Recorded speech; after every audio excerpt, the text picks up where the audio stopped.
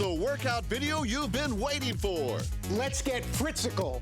Now you too can have massive guns like DP show booker Todd Fritz. By hook or by crook, you're gonna get huge. Introducing the newest craze in stay-at-home fitness. Let's get Fritzical. Want to get huge? Forget about fitness. It's time for Fitzness. Fritzy breaks down a variety of grueling exercises, including the isometric phone bicep curl. Look at that. That's what I'm talking about. Fritzy's legendary alternating pec dance. I'm au natural.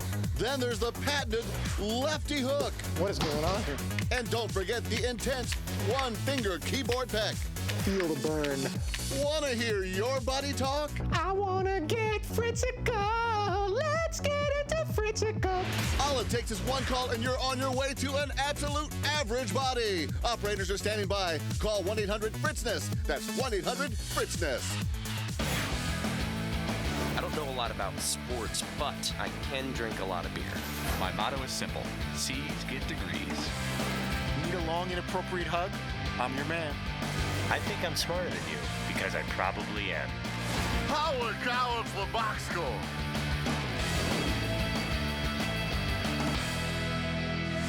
Hello and welcome to the Box Score. I'm Brock here in sunny Los Angeles, and the Danettes are back home in Milford, Connecticut.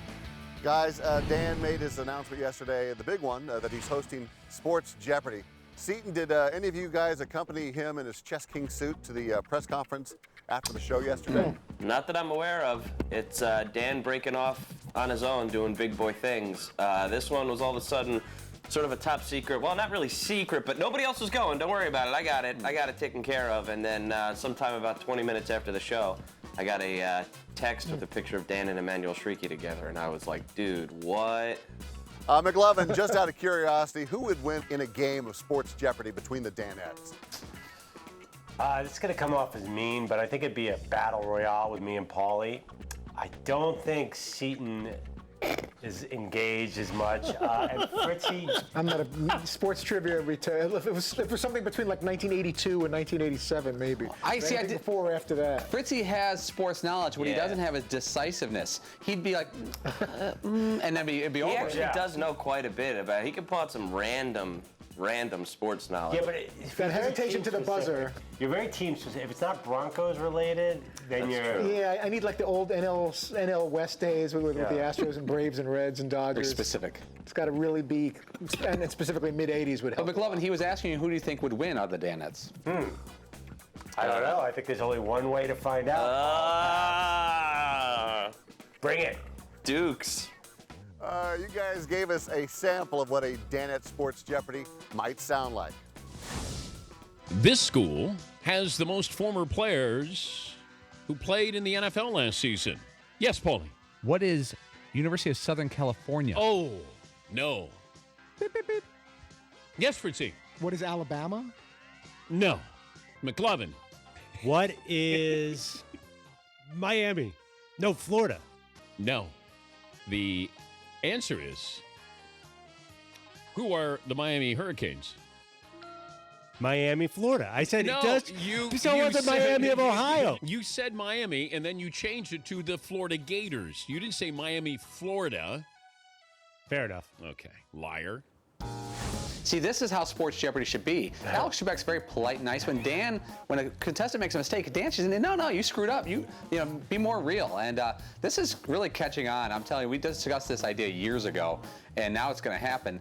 I've got tons of people emailing me, how do I get on the show, how to become a contestant.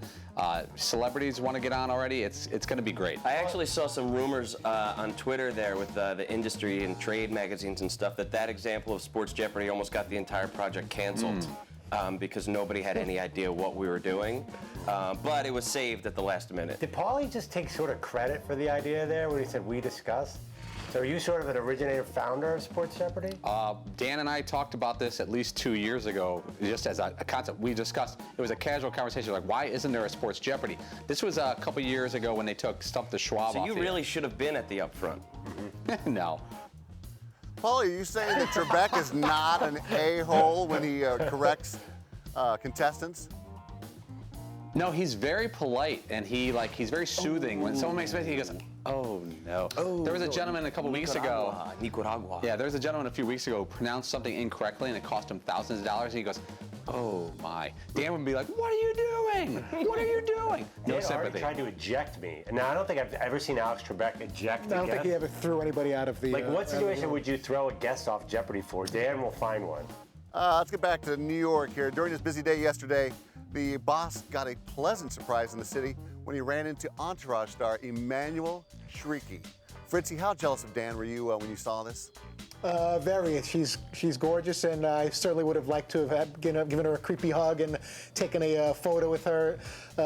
It's great. I know I'm glad for him because he's particularly into her and Entourage. So I'm glad if it couldn't be me, couldn't happen to a better guy. And that big smile showing all those teeth. He was just so excited to get a chance to be next to her. Very cool for him.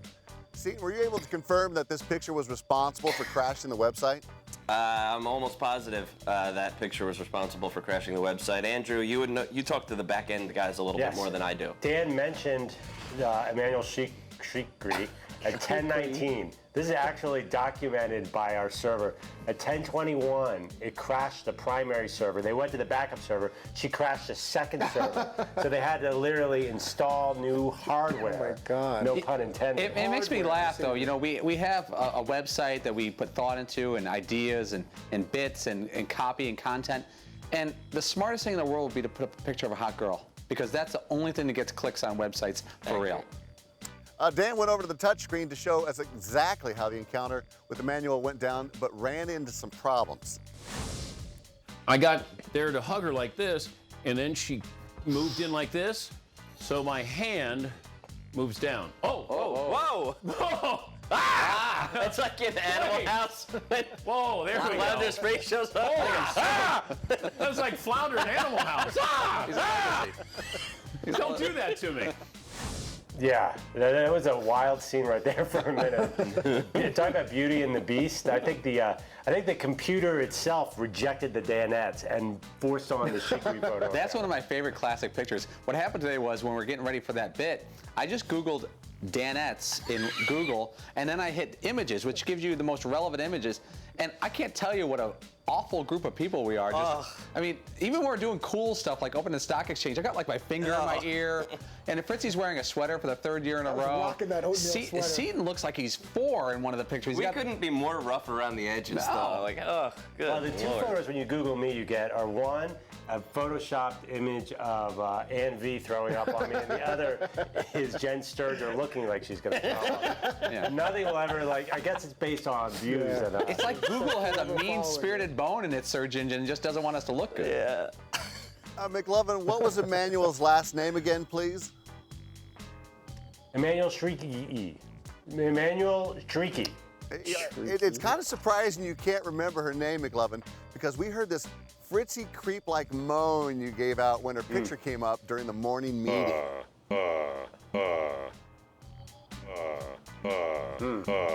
Fritzy, how disturbing is that? It's extremely disturbing, but I respect it, and I'm the last one that can poke fun at it. And but he took one out of my playbook there and just kind of verbalized his excitement, and good for him. So I think it's healthy to get that out. It is. How do you know I wasn't just like, Fritzy made a comment and I was going, for that? Our team never lies. Our team never lies.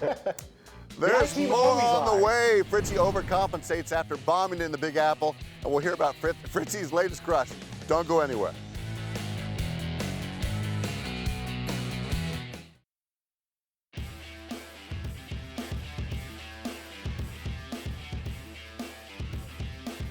Donald Duck, look out, Silver drops the hammer.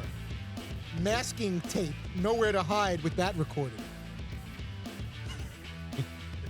Clip, clip, hooray, NBA makes racist own up. Okay. Damn, it's quiet here. No, it's good. Welcome back to the box score. Tough day for Fritzy yesterday as his mock headlines bombed in front of David Spade. Fritzy, you said you didn't care about your subpar performance, but has it been eating at you since then?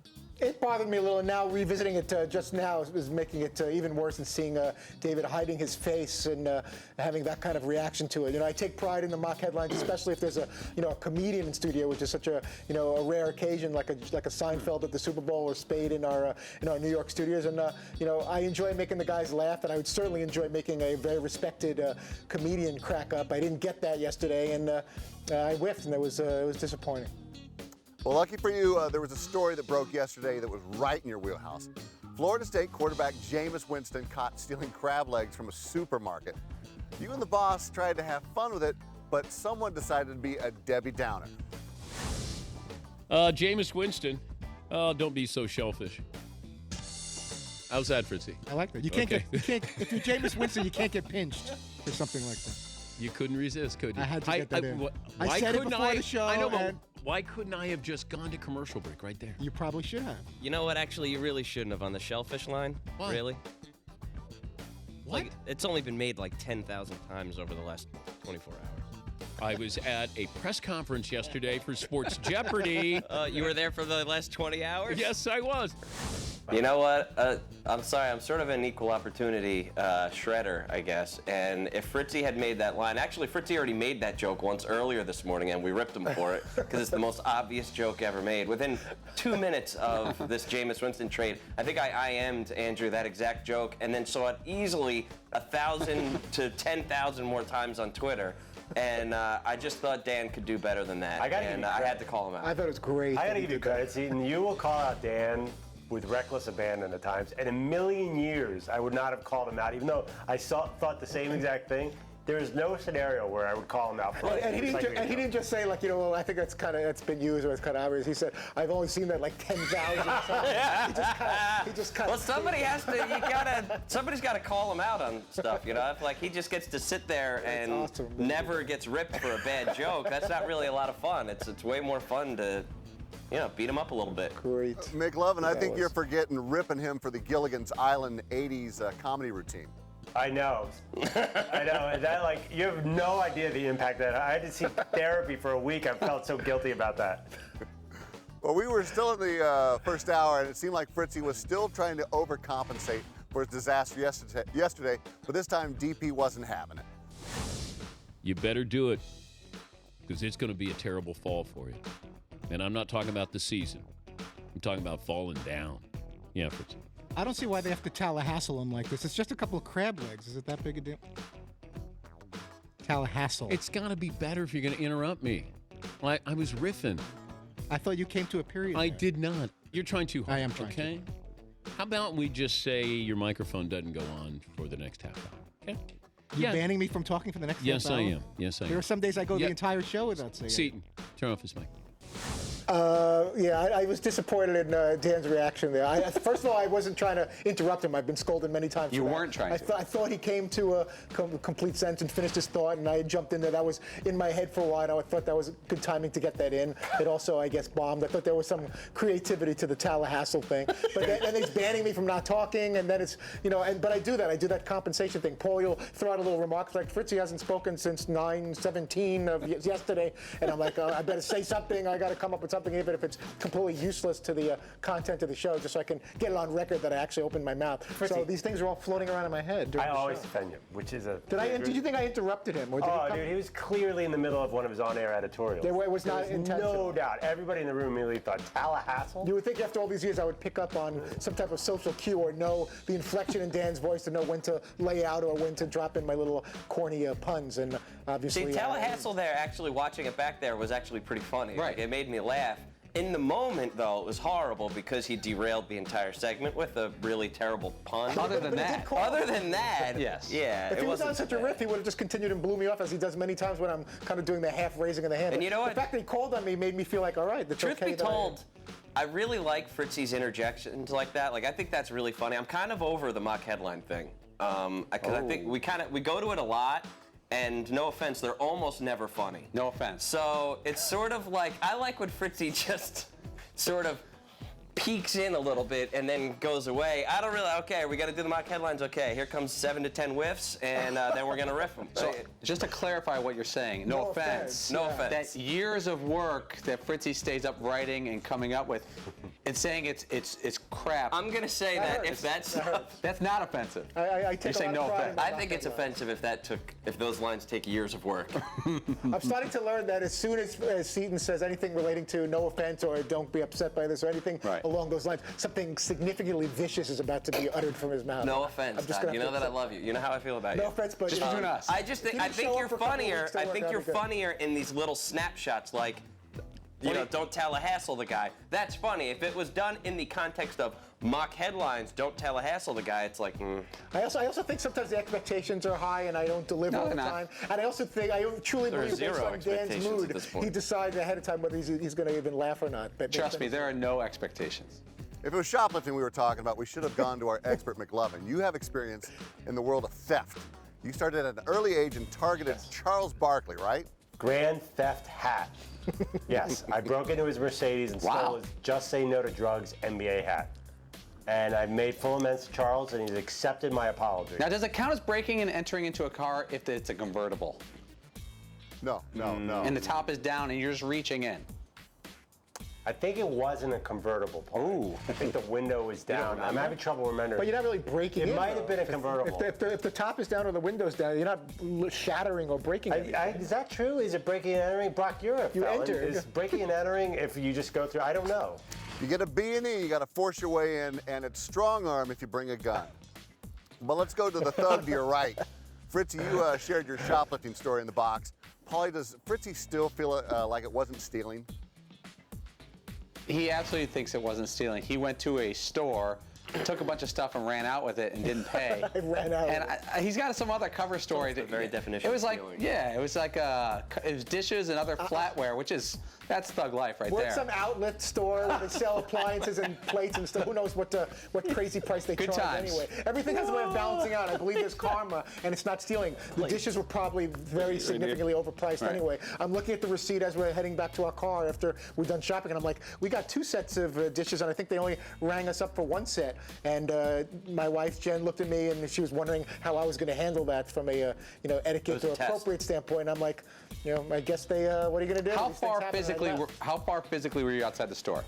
We were probably about 15 steps away from being able to get right back in line and say, hey, I think you should have charged us another $58.39 or whatever it was for the couple of dishes. But I'm like, you know what? This is a what happens at the end of the night? We gotta take your little. Those people are doing their inventory. Gotta balance your check. then they're balancing out the cash register, and they find out that they're short, and then that person who's working retail probably had some type of outlet situation, loses their job. Don't worry about that. I certainly didn't want anyone to get fired or in trouble in any way. You didn't want anyone to get fired. Think of all the times where things are overpriced that we're buying. So just I got a couple Remember extra that free other dishes. story where you stole candy?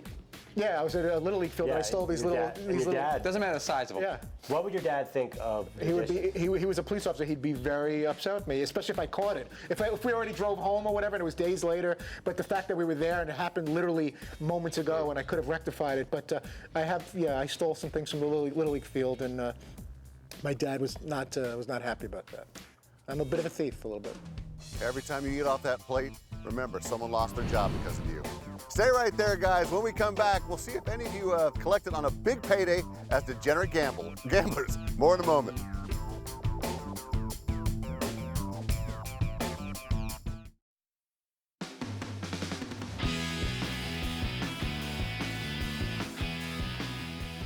The most you've ever won? At a racetrack? Yeah.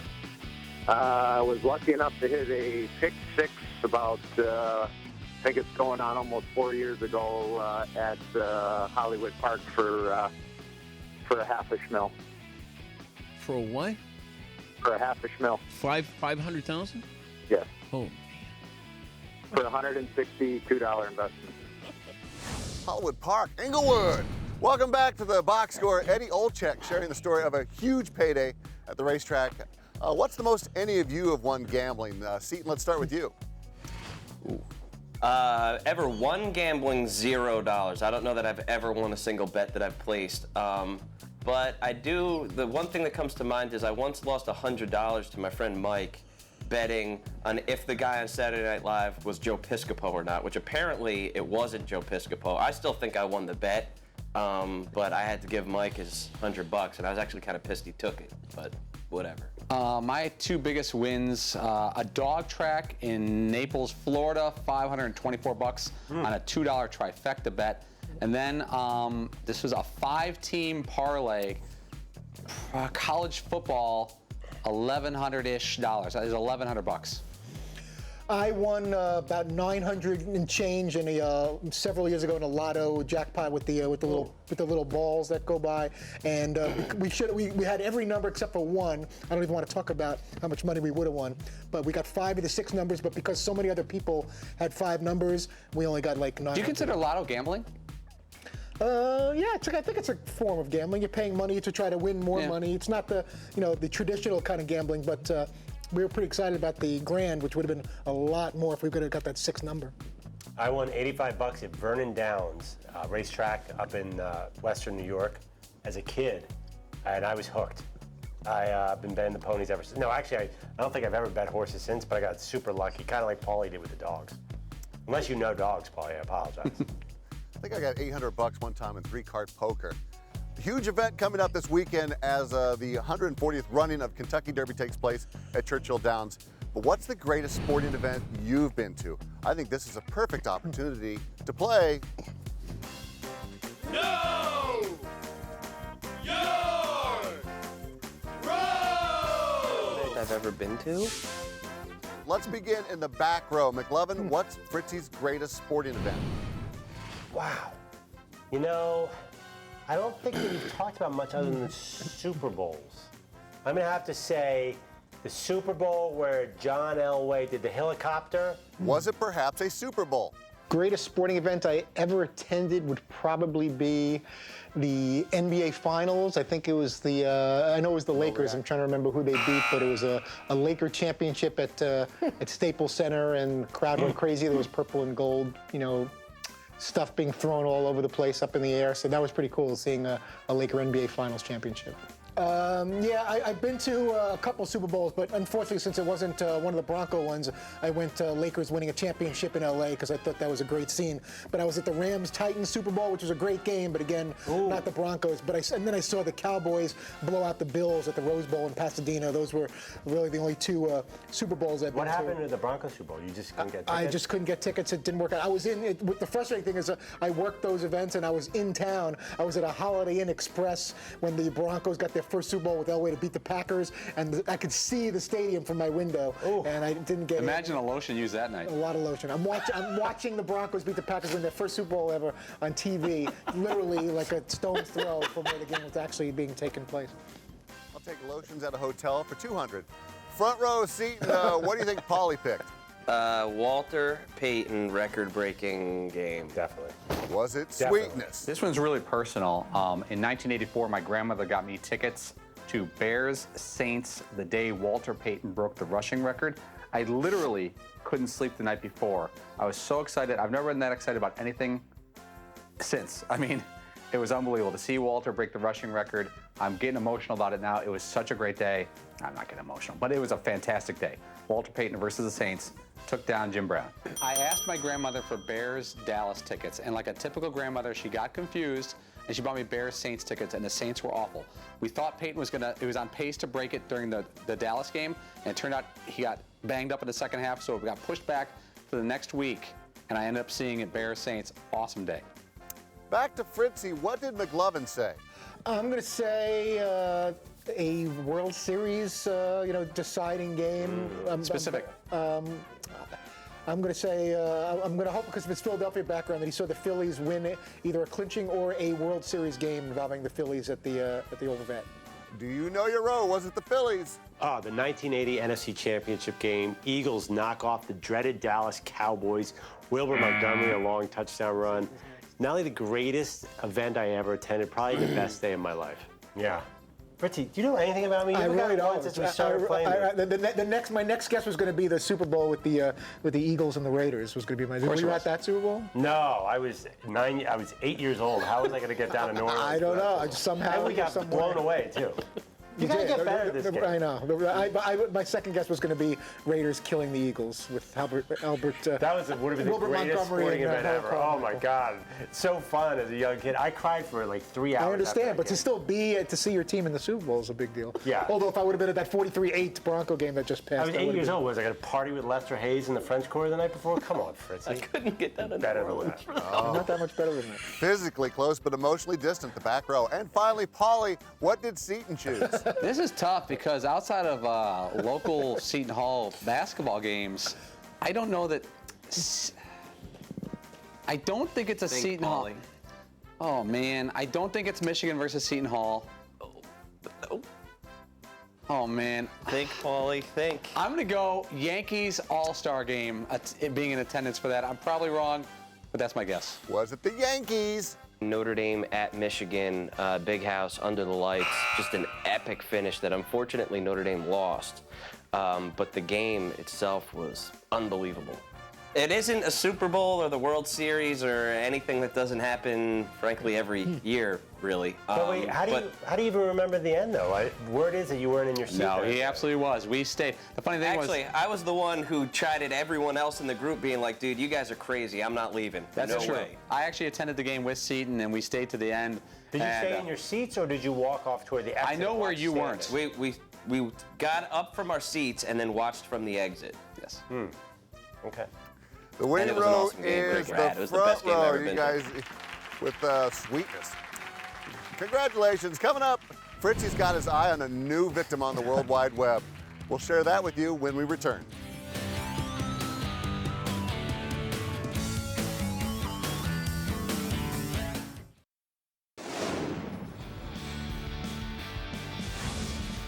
Welcome back to the Box Score. Lots of talk about Emmanuel Chriqui today, but Fritzy, you were bombarding DP with pictures of this bombshell, Camilla Luddington. Wow. I mean, where does she rank in your spank bank these days? I love Camilla Luddington. She plays Dr. Joe Wilson on Grey's Anatomy. I think she's beautiful. She's my latest crush, and very focused on Camilla these days. And you know, as beautiful as Chriqui is, I actually would give the edge to Luddington. Is she within 2 decades of your age? I'm not sure how old she is. I'm guessing she's somewhere in the late 20s. That would be cutting it close. Probably be somewhere in the 15 to 18 year difference ballpark. But I just think she's beautiful. She's got the high cheekbones, and she's adorable. Dr. Joe Wilson, Grey's Anatomy. Camilla. Well, if we offered to have her show up at this year's drafts at the draft, but you had to have multiple beers, maybe some Passover wine, would you give in? If you put, so to speak, Camilla Luddington on the table, I would probably drink heavily and stagger towards Radio City after drafts at the draft. If that's true, I'll get her there. Paulie, quickly tell us about this year's drafts at the draft. It's going to be in New York City. It's going to be 4 till 6 o'clock p.m. Eastern next Thursday at? New York Beer Company. New York Beer Company, great spot. Come out. Fritzy, who's on tomorrow? Senator John McCain will be joining us right here in the Milford Man Cave, and Wizards point guard John Wall will be among the Friday guests. Okay, thanks for watching the Box Score. Set your DVR or tune in weekdays at 3 p.m. Eastern, only on Audience Channel 239 on DirecTV. I don't know a lot about sports, but I can drink a lot of beer. My motto is simple: C's get degrees. Need a long, inappropriate hug? I'm your man. I think I'm smarter than you, because I probably am. Hey, thanks for watching the Box Score. Holy cow!